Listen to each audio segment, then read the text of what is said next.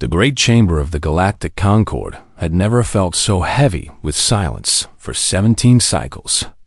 The war had burned across the stars, and now the High Arbiter Aerith floated at the center of the chamber, his crystalline body catching the light of 100 different suns that streamed through the viewport.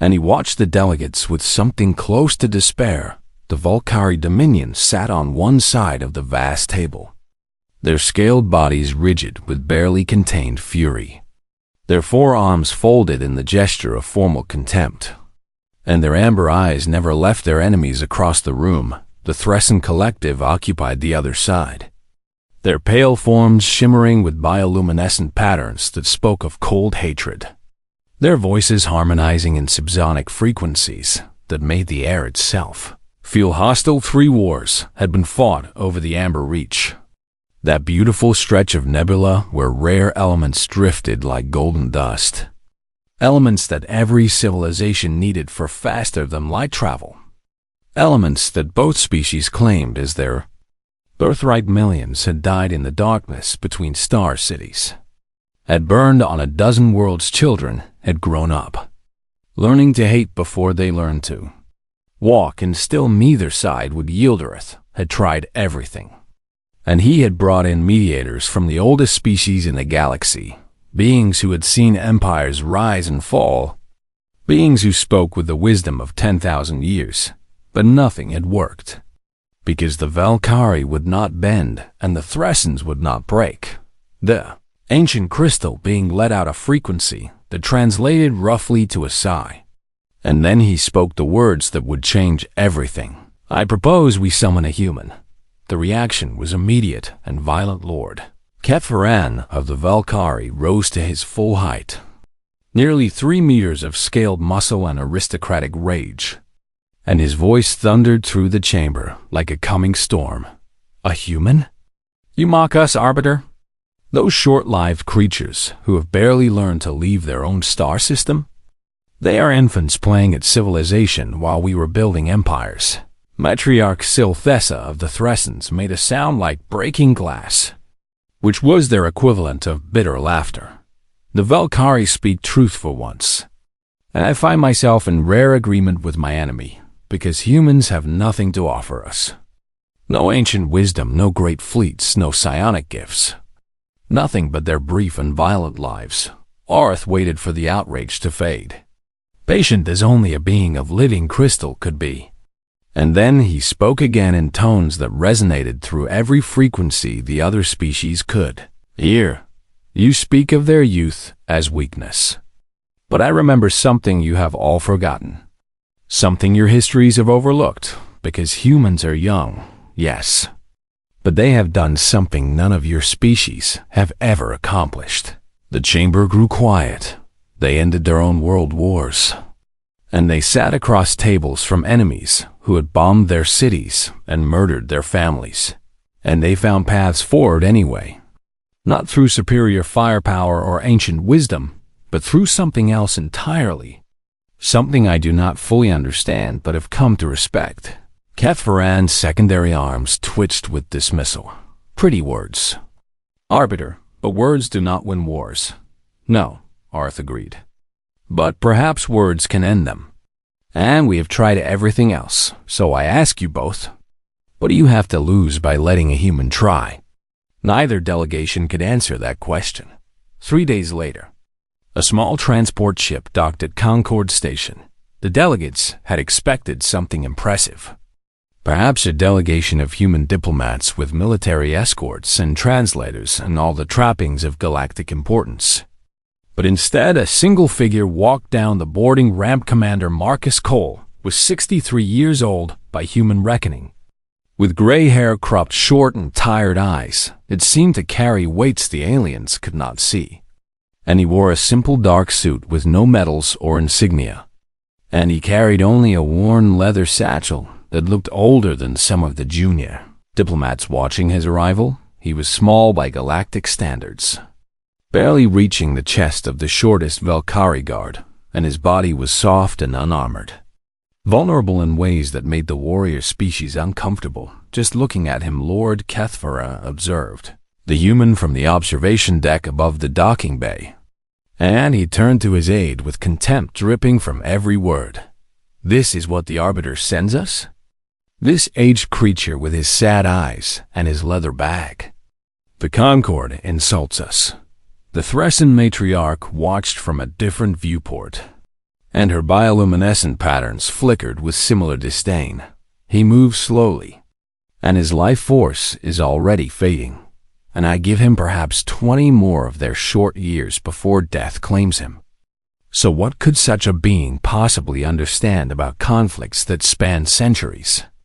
But Marcus Cole seemed unbothered by the stares and whispers that followed him through the station, and he walked with the steady pace of a man who had learned long ago that rushing accomplished nothing. And when he finally stood before the joint assembly of both delegations, he did not try to impress them with grand speeches or displays of human achievement instead. He simply bowed his head in a gesture of respect and spoke in a voice that was quiet but carried clearly through the chamber. I thank you for allowing me to be here, and I know you did not want me. And I know you think I have nothing to offer, but I am here anyway, and I will do my best to help if you will let me. Kethvaran sneered openly. And what exactly do you think you can do, human? Bore us into peace with your slow words and tired eyes? Marcus looked at the Velkari Lord for a long moment, and something in his gaze made Kethvaran's mockery falter. I have one request before we begin anything else. And it is a simple request, but I need you to honor it. Speak then, Silthessa said, and we will consider your request. I want to read your war records. All of them, every battle report and casualty list. Every intercepted communication and refugee testimony. Every economic projection and territorial analysis. And I want records from both sides, nothing hidden, nothing redacted. The delegations exchanged confused glances. You wish to read old documents? Kethvaran asked. That is your great human strategy? We have all read those records 1,000 times, and they tell us nothing we do not already know. Marcus smiled then, a small and sad expression that somehow made him look even older. Perhaps. But I have learned that people often miss what they do not wish to see, and sometimes fresh eyes find truths that familiar ones overlook. So please, give me the records and give me time to read them, and then I will tell you what I have learned. He paused and looked at both delegations with those tired, heavy eyes, and I promise you, I will tell you the truth. Whether you want to hear it or not, no one in that chamber knew it yet. But those words would change the fate of 2 civilizations, and the war that had burned for 17 cycles was about to meet the one thing it could not: survive a human who was not afraid to speak the truth. The quarters they gave Marcus Cole were small but comfortable. A simple room with a bed he would not use, and a desk that would become his entire world for the next 3 days. The data arrived in waves, terabytes of information streaming into his personal terminal. And the human sat down and began to read with a focus that surprised even himself. He started with the numbers, because numbers did not lie. The first Amber War had killed 4 million Velkari and 6 million Thressons across 80 months of brutal fighting. And the second war had doubled those casualties. And the third war was still technically ongoing, with skirmishes flaring up every few weeks along the contested border. But Marcus did not stop at the big numbers. He read the individual casualty reports, the names and ranks and ages of every soldier who had died in the darkness between stars. And he read the letters that had been found on their bodies. Letters to mothers and fathers and children and lovers. Letters that spoke of fear and hope and longing for home. A young Velkari warrior named Kethros had written to his sister about the beauty of the nebula before a Thresson torpedo turned his ship into scattered atoms. A Thresson medic named Sylvana had recorded a final message for her daughter, telling her to be brave and to remember that her mother died trying to save lives. Not take them. Marcus read them all, he read the refugee testimonies from worlds that had been caught in the crossfire. Civilians who had lost everything because they happened to live on planets that sat between two great powers. And he read about children separated from parents during emergency evacuations. About entire communities scattered across the galaxy with no hope of reunion.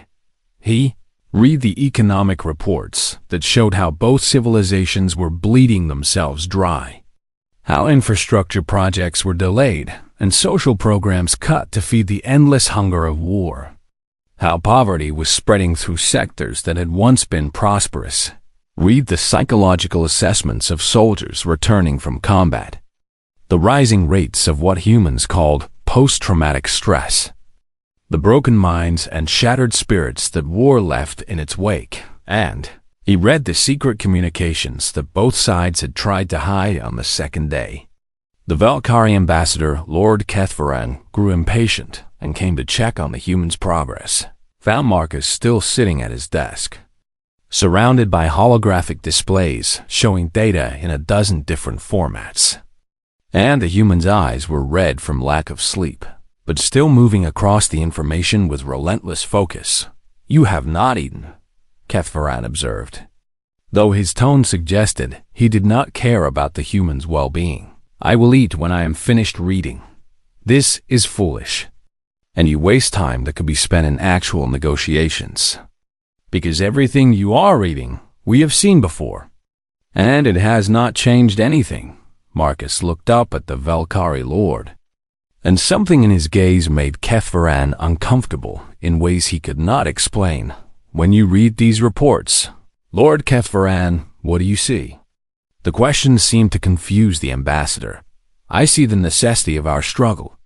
I see threats and aggression that must be answered. I see the righteous cause of my people." Marcus nodded slowly. "And that is why you need fresh eyes. Because you see what you expect to see, what you have been taught to see, what you need to see in order to keep fighting." He turned back to his displays. "I see something different." Kethvaran wanted to demand an explanation, but something held him back. Perhaps the weight in the human's voice or the shadows under his eyes. And instead he left without another word on the third day. Matriarch Sylphessa came to observe the human for herself. She found him reading letters, the personal communications of soldiers who had died in the most recent skirmishes.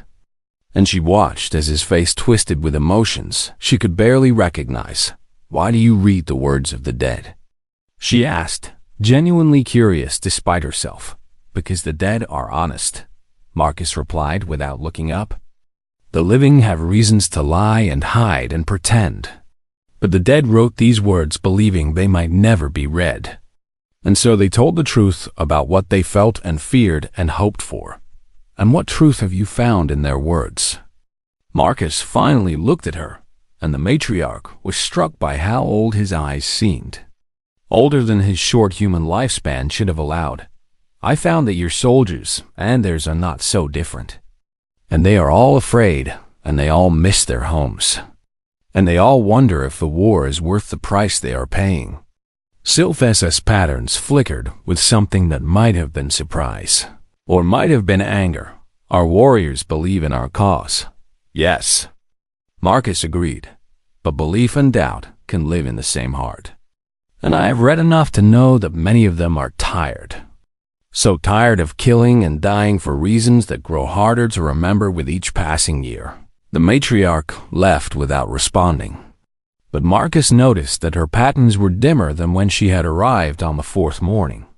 Marcus finally rose from his desk. He had not slept in 72 hours, and his body ached with the protest of age and exhaustion.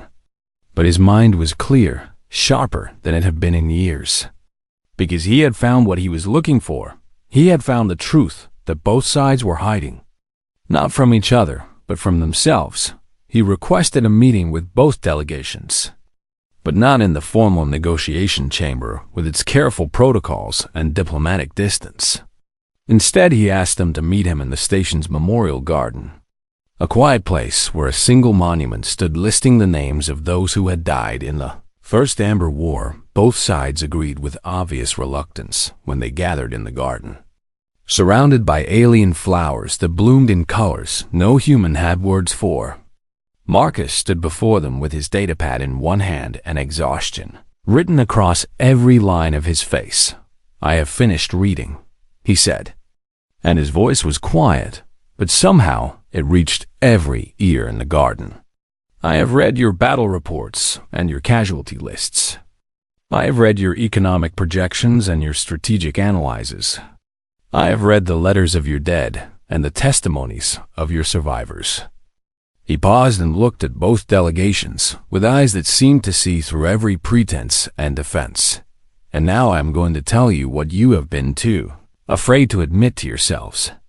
And I warn you, it will hurt to hear, but if you want this war to end, you must hear it anyway." Lord Cathvaran straightened to his full height. "We are not afraid of words." Human Marcus smiled that sad, tired smile again. "No, you are not afraid of words. You are afraid of truth, and there is a difference. But today you will face both." He looked down at his datapad, though he did not need it anymore because every word he was about to say was burned into his memory. "Let me begin with the Valkyrie, because I think you have been lying to yourselves the longest. And in that garden of alien flowers, surrounded by the names of the dead," Marcus Cole began to speak the truths that would crack open two civilizations and give them the chance to finally heal. The garden fell silent as Marcus turned to face the Valkyrie delegation. Lord Cathvaran stood at their head, his forearms crossed in a posture of defiance. And behind him, his advisors and military commanders watched the small human with expressions ranging from boredom to contempt. Marcus did not seem to notice their disdain. Or perhaps he simply did not care. "Your homeworld is dying," he said. The words landed like bombs in the quiet garden, and for a moment no one moved or spoke. Cathvaran's scales shifted color, a sign of shock he could not hide. "You speak nonsense, human. Our world is strong. Our civilization has endured for 8,000 years. Your world has endured for 8,000 years, Marcus agreed. But it will not endure for another 500. Because your core is cooling faster than your scientists publicly admit. And your geothermal civilization depends on that heat, and when it fades, everything you have built will follow." The Valkyrie delegation erupted in angry denials, voices overlapping as they demanded to know how this outsider could make such claims. But Marcus simply raised his datapad. "I read your internal reports. The ones marked for the eyes of the High Council only. The ones that show the temperature decline accelerating beyond all projections. The ones that estimate catastrophic failure of your primary power systems within 4 to 5 centuries. Cathvaran's secondary arms trembled with rage that could not find words. "The Amber Reach is not about expansion," Marcus continued, his voice steady despite the storm of anger surrounding him. "It is not about pride or territory or ancient claims. It is about survival, because those rare elements can stabilize your core, can buy your people another 10,000 years. He looked at the Valkyrie Lord with something that might have been compassion. "You are not fighting because you are conquerors. You are fighting because you are terrified. And you are too proud to tell anyone the truth. Even yourselves." Cathvaran took a step forward, and for a moment it seemed he might strike the human down where he stood. "How dare you?" he hissed. "How dare you speak of our fears as if you understand anything about our people?" "I understand fear," Marcus said simply. "I understand what it does to people, how it makes them hide the truth, even from those who love them. How it makes them fight instead of ask for help. Because asking for help means admitting weakness." He turned away from the Valkyrie before the Lord could respond and faced the Thressen delegation. Matriarch Sylphessa watched him with patterns that flickered too fast to read, and her harmonics suggested she was already preparing her defenses against whatever truth he would reveal. "Your turn," Marcus said. "I do not fear your words. Human, no, but you fear what they will uncover. Because the Valkyrie are running from extinction, but you are running from something different. You are running from yourselves. He paused and let the silence build before continuing. Your collective is fracturing. Your outer colonies have been petitioning for independence for decades, and each year their demands grow louder. And each year your control slips a little more. Sylphessa's patterns went completely dark. A sign of shock so profound it bordered on physical pain. Your birth rates are declining because your young people no longer believe in the future you are offering them. And they see endless war and endless sacrifice, and they ask themselves what they are fighting for. And they cannot find an answer that satisfies them. Marcus stepped closer to the matriarch, and though she towered over him, it was the human who seemed larger in that moment. This war is not about resources for you. It is about unity, because as long as there is an external enemy, your people have a reason to stay together, a reason to set aside their differences and stand as one, but without the Valkyrie to hate. Your collective splinters within 2 generations. The Thressen delegation began to murmur among themselves, harmonics rising and falling in patterns of distress and denial. You are not fighting for territory, Marcus continued. You are fighting to keep your civilization from tearing itself apart.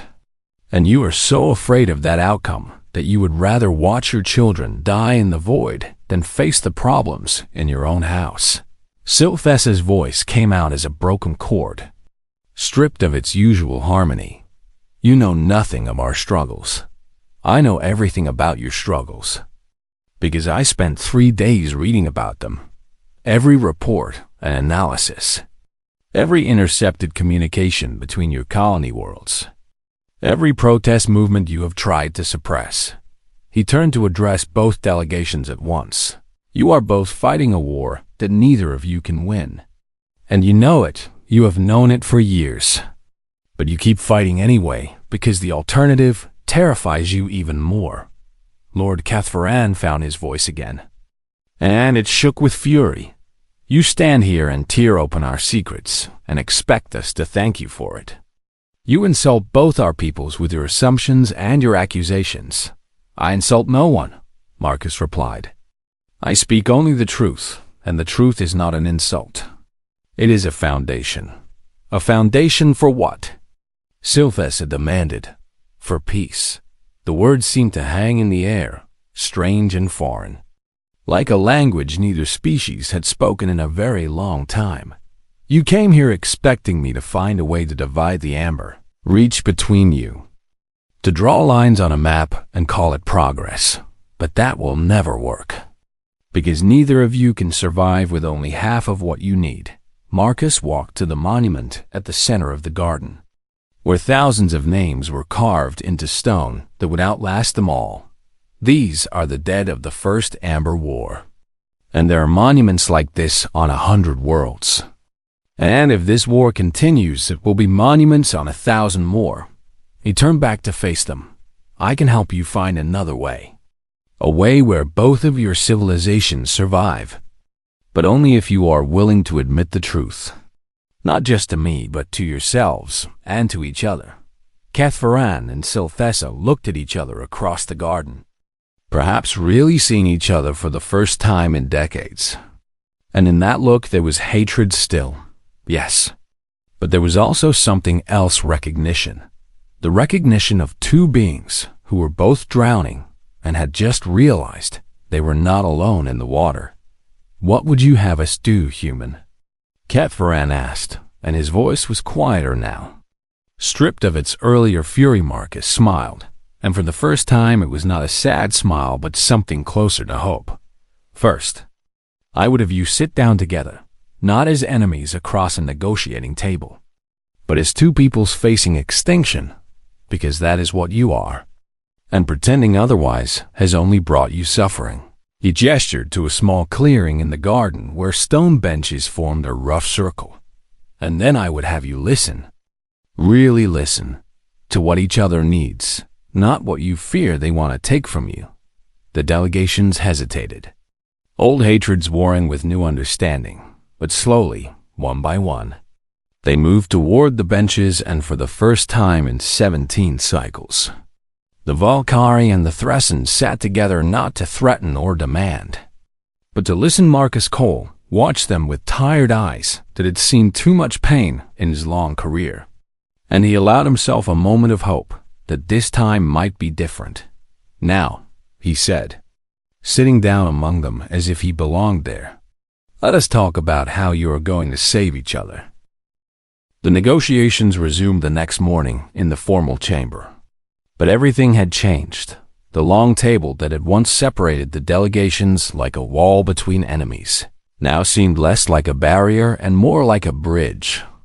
And when the representatives took their seats, they sat closer to the center than they had before. Marcus noticed these small changes and held on to them like precious things, because he knew how easily fear can undo what truth had built. Lord Cathfaran spoke first, and his voice carried none of the contempt it had held just days ago. "We have discussed your words through the night, human, and we find ourselves in a strange position, because you have seen us more clearly than we have seen ourselves, and we do not know if we should thank you or curse you for it. Both would be appropriate," Marcus replied. "The truth rarely feels like a gift when you first receive it." Matriarch Sylphessa's patterns rippled with colors. Marcus was beginning to understand. Hues that spoke of uncertainty and cautious hope. "You said you could help us find another way, a path where both our people survive, but we cannot imagine what such a path would look like." Marcus leaned forward in his chair, his tired eyes suddenly sharp with focus. "Let me tell you what I see when I look at your situation. And please understand that what I am about to propose will sound impossible at first, but I ask you to hear me out before you reject it." Both delegations nodded their agreement. "The Amber Reach contains enough rare elements to save both your civilizations. Not one or the other, but both. And the only reason you have been fighting over it is because neither of you believed sharing was possible." Cathfaran's scales shifted skeptically.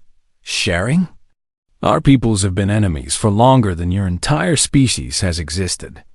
Human, we do not know how to share. You are correct that you do not know how, but that does not mean you cannot learn." Marcus pulled out his datapad and projected a holographic display above the table, showing the Amber Reach in all its golden beauty. "I propose the creation of a joint development entity. Neither Valkyrie nor Thressen, but both together. A new organization that would extract and distribute the resources of the nebula according to need rather than claim." The chamber erupted in protest from both sides, voices overlapping in a chaos of denial and accusation. "Impossible," Cathfaran declared. "Our people would never accept working alongside those who have killed their families. Our warriors would mutiny before they would stand beside their murderers." Sylphessa agreed. Marcus waited for the storm to pass, patient as stone. And when the voices finally faded, he spoke again. "I expected you to say exactly that, and I understand why you believe it.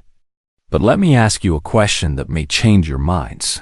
He looked at each delegate in turn, meeting their eyes or equivalent organs with unflinching directness. "Have you read the letters your soldiers send home?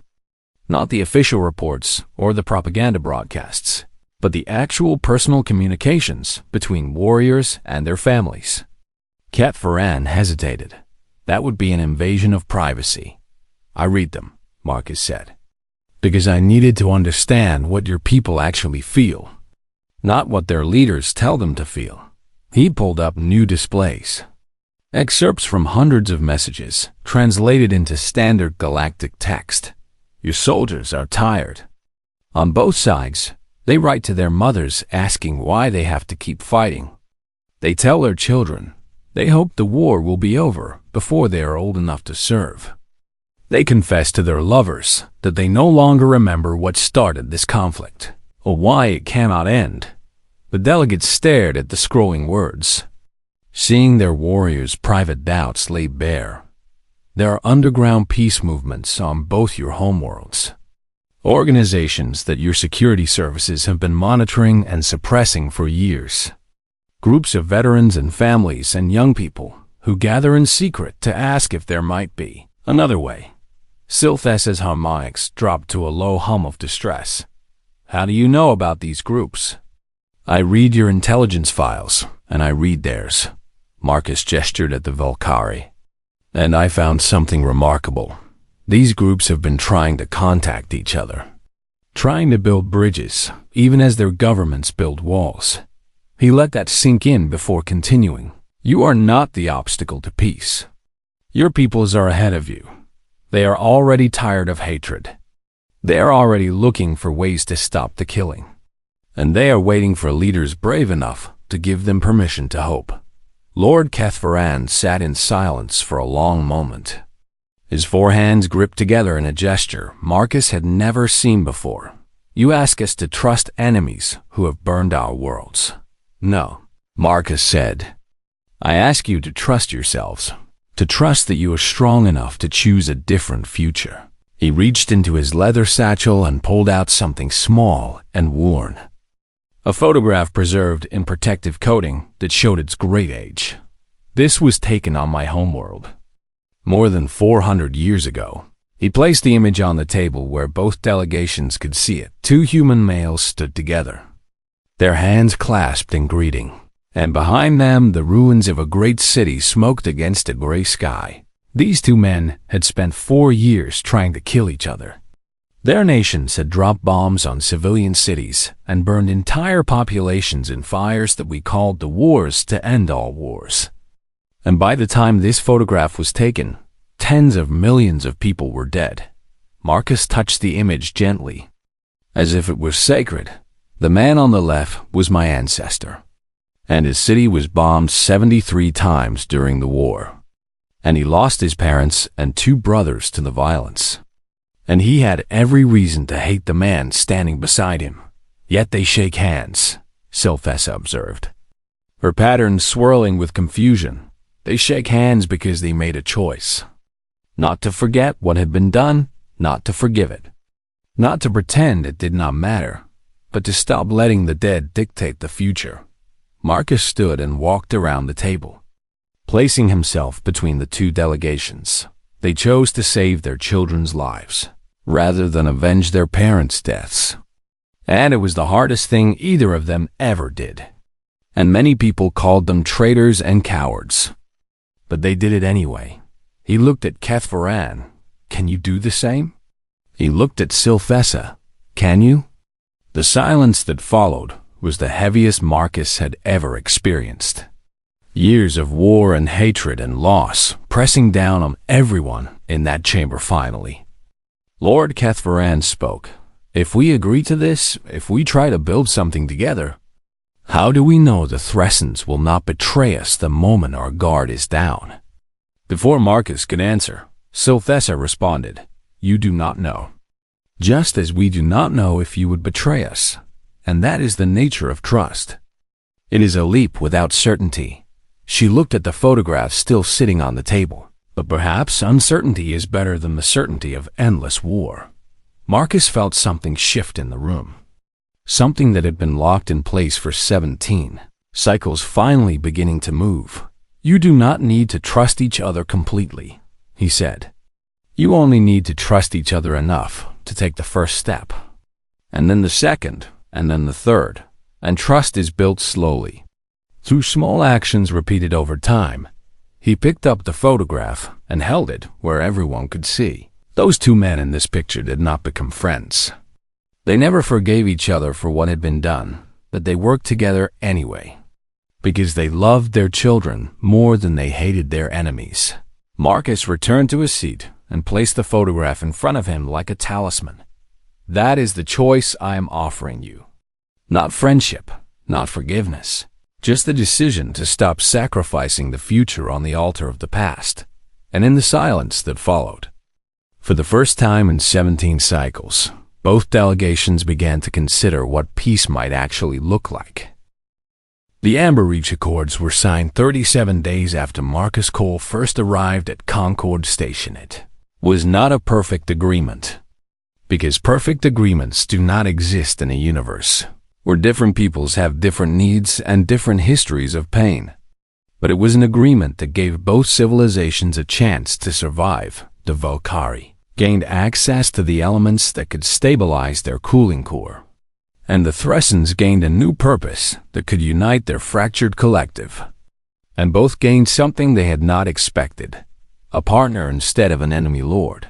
Catvaran signed for the Dominion with hands that only trembled slightly, and Matriarch Sylphessa signed for the collective with patterns that glow brighter than anyone had seen in years. Marcus Cole signed as witness, his tired eyes finally showing something that looked like peace. But peace, as Marcus had warned them, was harder than war. The hardliners on both homeworlds denounced their leaders as traitors and cowards, just as Marcus had predicted. And there were protests in the streets and threats of rebellion and assassination attempts that nearly succeeded twice. The bullion and assassination attempts that nearly succeeded twice. The toys. First joint mining operation in the Amber Reach almost collapsed when a Valkyrie foreman struck a Thressen worker over a misunderstanding about shift schedules. And it took weeks of delicate negotiation to repair the damage that one moment of anger had caused. Children who had been raised to hate found it difficult to work alongside the children of their enemies. And old soldiers who had lost friends in the wars struggled to see their former opponents as anything other than monsters. But slowly, painfully, one small step at a time, things began to change. A Valkyrie engineer discovered that Thressen harmonics could detect structural weaknesses in mining equipment before they became dangerous.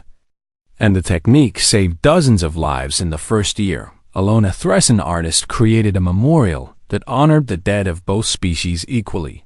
And when it was unveiled, warriors from both sides stood together and wept for all they had lost. A young Valkyrie named Kethvara and a young Thressen named Silton fell in love, despite everything their families had taught them.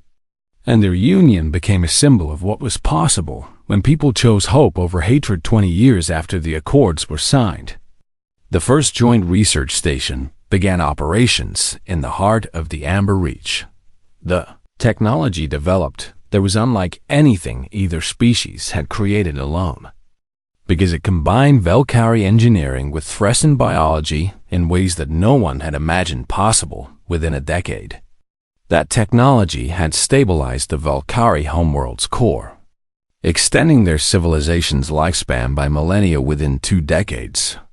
It had helped the Thressen collective reorganize into a federation that gave their outer colonies the autonomy they had demanded while maintaining the unity they needed. Both species thrived, not despite their partnership, but because of it. Marcus Cole did not live to see most of these changes. He died 8 years after the Accords, quietly, in a small house on Earth that he had bought with the last of his diplomatic salary.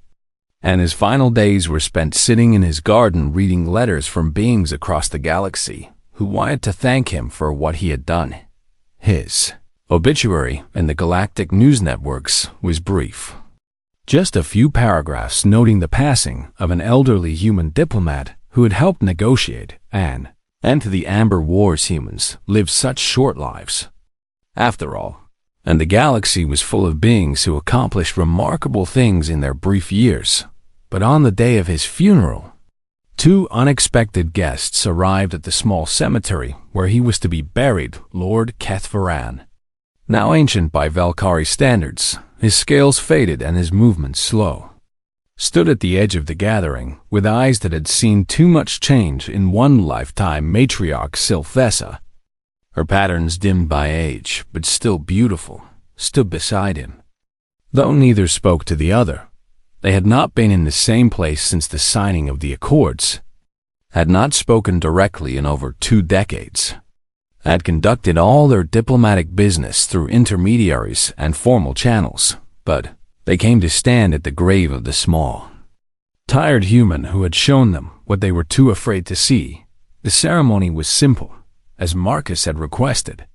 Just a few words spoken by a friend and a handful of earth soil scattered over the casket when it was over.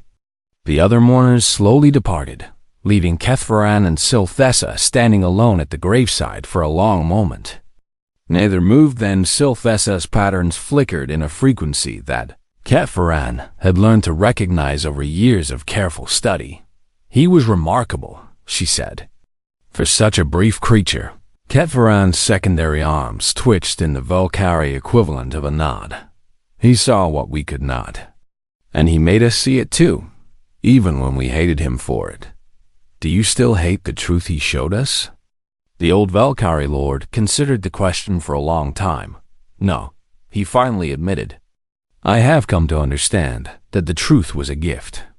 Even though it hurt to receive it, he paused and then added something that surprised even himself. I have also come to understand that I do not hate you. Matriarch, not anymore. Silthessa's patterns shifted to colors that Kethvaran had never seen before. Hues that spoke of emotions too complex for translation, nor I you. Lord Kethvaran.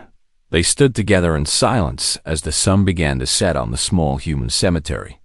Two ancient enemies united at last by grief and gratitude, and something that might have been the beginning of friendship across the galaxy. Other species began to whisper new warnings about humanity, not about their weapons. Because humans had no great fleets or devastating armaments, not about their armies. Because human soldiers were soft and short-lived and easily killed, not about their technology. Because humans were still children learning to walk among the stars, the warnings were about something else entirely.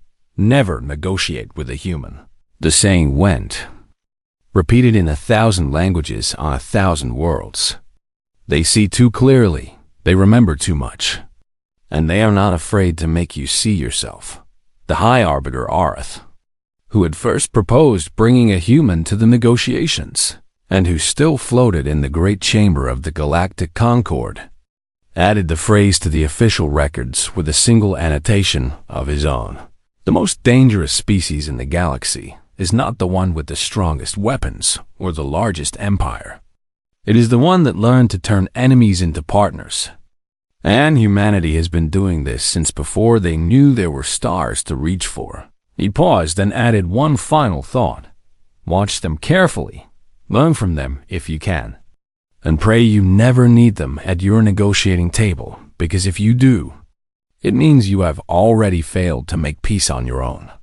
And you will have to face the most terrible thing a human can bring to a conflict. The truth.